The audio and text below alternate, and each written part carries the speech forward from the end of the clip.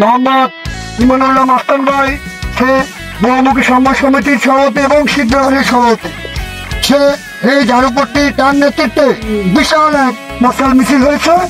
তাকে আমরা সবাই ঝাড়ুপট্টি সবাই মাস্তান ভাইকে আমরা আন্তরিক ধন্যবাদ এবং অভিনন্দন জানাই। করে মুক্ত করতে হয় দেশ, এই যুদ্ধের হবে কবে শেষ, এই যুদ্ধের হবে কবে শেষ, আমাদের বাংলা